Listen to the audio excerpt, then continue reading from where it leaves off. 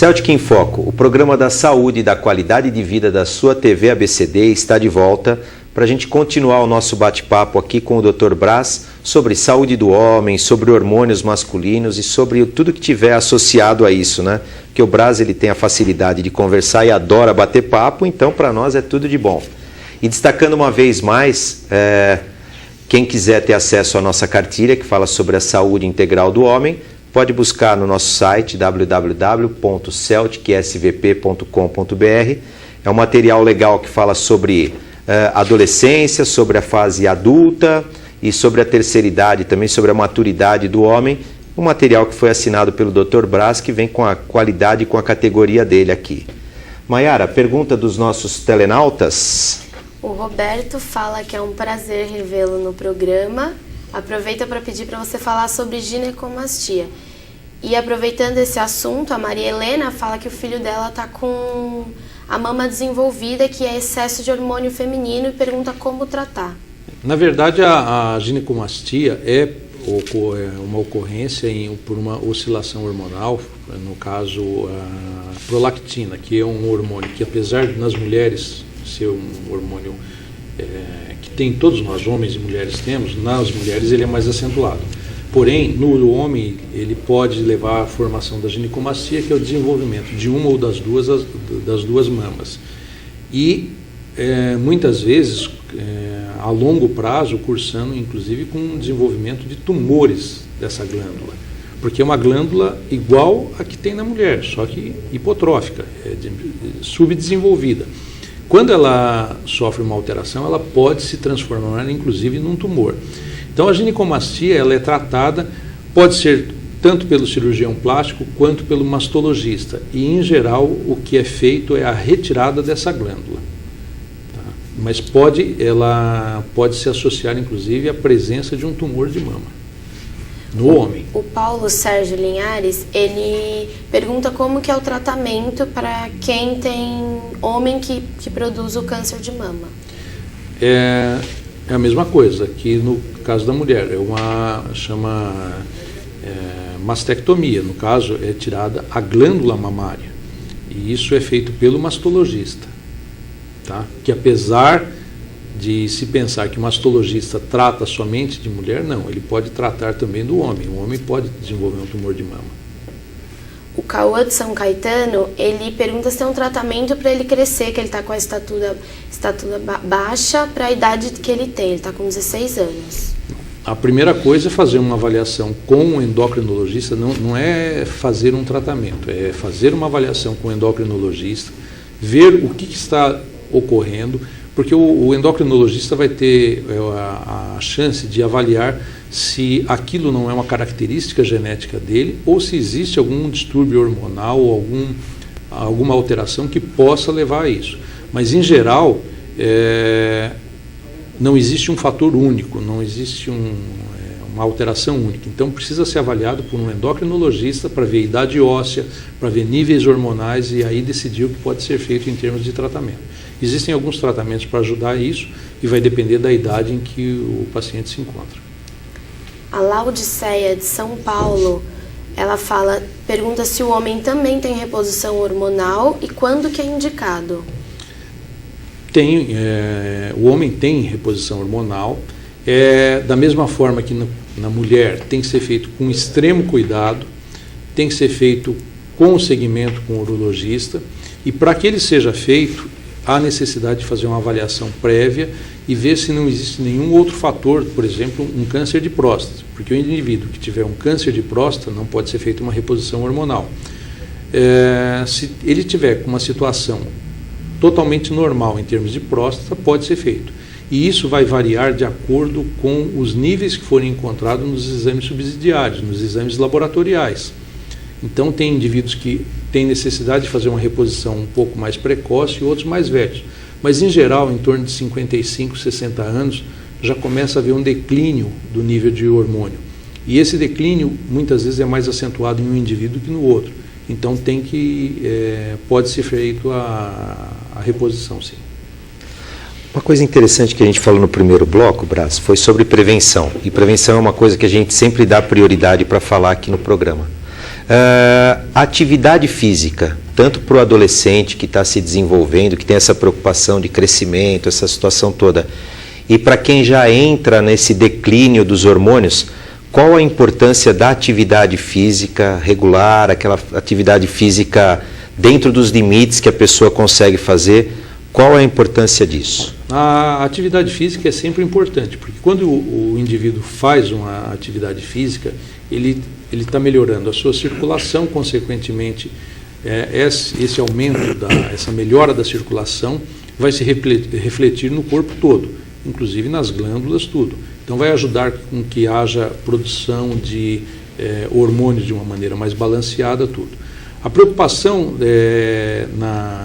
na pré-adolescência é não se começar uma atividade física muito precoce ou uma atividade física muito pesada para um pré-adolescente, porque senão isso daí pode causar danos posteriores, nas articulações, tudo. E no adolescente se tomar o cuidado de não de vigiar muito para que não haja por parte desse adolescente o uso de hormônios que vão fazer com que ele cresça, aumente sua massa muscular muito rapidamente, mas que vão ter consequências no futuro. Pode refletir na fertilidade, na potência e, dependendo da quantidade que o indivíduo usa, até em problemas de fígado, câncer de fígado ou alterações testiculares, como atrofia testicular pelo uso exagerado de hormônios masculinos. Que isso até foi uma coisa que você citou num programa anterior, que você até brincou, que você vê aqueles caras desse tamanho com os testículos do tamanho de azeitonas. Foi uma coisa que repercutiu, muitas pessoas depois comentaram. Isso é decorrente desse uso inadequado e exagerado de hormônio masculino e anabolizantes. E quer dizer, sem nenhum tipo de acompanhamento médico, sem nenhuma necessidade na verdade, médica. Boa parte das vezes sem acompanhamento e feito de uma maneira o técnico.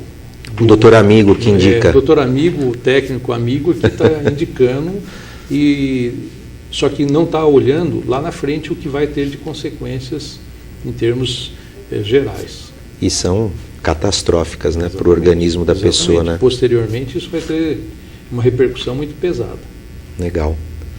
Braz, nesse segundo bloco a gente estava pretendendo falar um pouquinho sobre cuidados e prevenção, mas obrigado, telenauta, eu acho que é super importante a sua participação, a gente muda todo o esquema aqui, não há problema nenhum nesse sentido. E eu acho que é isso importante, continue mandando suas perguntas. Mas eu queria tocar num assunto assim, sobre a higiene do homem. Porque enquanto o menininho é pequenininho, a mãe troca a fralda, limpa, faz toda aquela limpeza no pênis do menino, aquela coisa toda. O garoto começa a crescer. Quais são os cuidados que ele tem que ter com limpeza, com higiene? Bom, primeiro é lavar adequadamente o pênis, porque existe, principalmente se o indivíduo não foi submetido a uma cirurgia de circuncisão, uma postectomia, que é o nome técnico da cirurgia, ele tendo o excesso de pele, ele vai ter um acúmulo de uma substância que se chama esmegma. Esse esmegma, ele gera um processo irritativo peniano e facilita o desenvolvimento de fungos e até facilita a instalação de algumas infecções. Então, do ponto de vista de higiene, é importante retrair essa pele, lavar e secar adequadamente. Principalmente após a higienização, secar muito bem, porque a presença de umidade ali vai facilitar o aumento a incidência de fungos.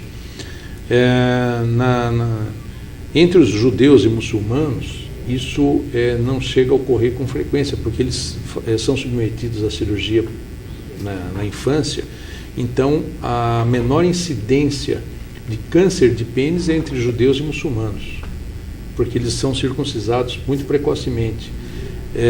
Consequentemente, eles não têm um fator irritativo, que é a presença do esmegma, que vai ter consequências posteriores.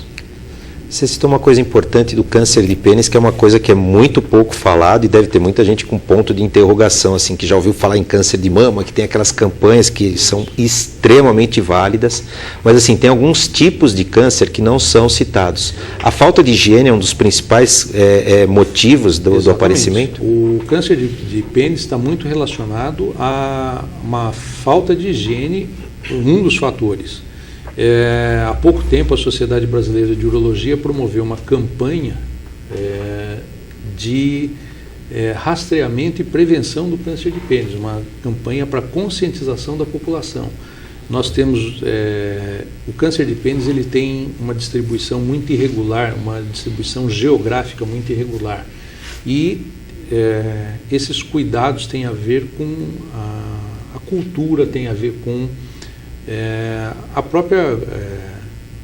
os próprios costumes locais.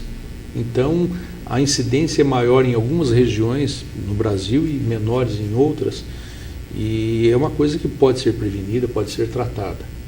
Tá? O câncer de pênis, numa fase um pouco mais avançada, o tratamento é radical, é a amputação. Então, é uma coisa que tem que se tomar cuidado, tem que se ir atrás de investigar, para evitar que chegue a esse ponto. É bem radical mesmo, é uma coisa complexa. É radical. Tem algum sintoma que mostra isso para a pessoa? Tem alguma alteração que a pessoa começa a perceber? Em geral, a presença de feridas, principalmente em pacientes que têm excesso de prepúcio, que não retrai. Nesse caso, quando o paciente tem um prepúcio que não retrai, nós temos que ter sempre o cuidado de tentar ver se não tem nenhuma lesão escondida. Então, nós precisamos arregaçar essa pele do pênis do indivíduo e verificar se não tem nenhuma lesão suspeita. Muitas vezes ulcerações, áreas endurecidas, ou o HPV é um precursor, ele gera alterações que podem levar ao desenvolvimento, não é que vá desencadear, mas eles podem levar ao desenvolvimento do câncer de pênis. É um fator que caminha para isso. Que pode desencadear, não é que ele vá ser obrigatoriamente, quem teve um HPV vai ter um câncer de pênis, não. Pode facilitar a instalação de um câncer de pênis. E para a mulher, a gente já está acostumado que a mulher ela é mais fácil, né, de cuidar da saúde dela, né? Depois a gente vai até te perguntar o porquê que o homem tem tanta essa dificuldade. Mas assim, a mulher pelo menos ela já se disciplinou a uma vez por ano procurar o ginecologista, fazer os seus exames, fazer o seu acompanhamento, pegar orientações com o seu médico. O homem na fase adulta, o que ele tem que fazer para tentar começar a fazer um acompanhamento desse com o urologista? Uma das coisas é uma visita periódica, em que ele possa ser avaliado, examinado e ver se não existe nenhuma alteração local, se não existe nenhuma alteração hormonal, fazer uma avaliação de rotina, periodicamente, pelo menos uma vez por ano, como na mulher. Isso é uma coisa que ajuda muito e faz com que nós detectemos precocemente algumas alterações que podem ser tratadas posteriormente. Tá? Então, uma vez por ano é bom passar no urologista, e não existe uma idade específica. Por exemplo, para o câncer de próstata, a idade específica preconizada é ao redor acima dos 40 anos. Isso já foi mais... antigamente eram 50 anos, mas hoje nós temos uma incidência um pouco grande de pacientes abaixo de 50 anos com câncer de próstata. Então, se começou a fazer isso daí antes. Mas as outras alterações de pênis, câncer de pênis, lesões de origem sexualmente transmissíveis, isso daí qualquer idade. Então, fazendo uma avaliação periódica com o urologista, isso vai ajudar muito na detecção e consequentemente, de tratamento. Ótimo. Hora de mais um intervalo. A gente volta já para o terceiro e último bloco desse bate-papo com o Dr. Braz. Não saia daí, até já, hein?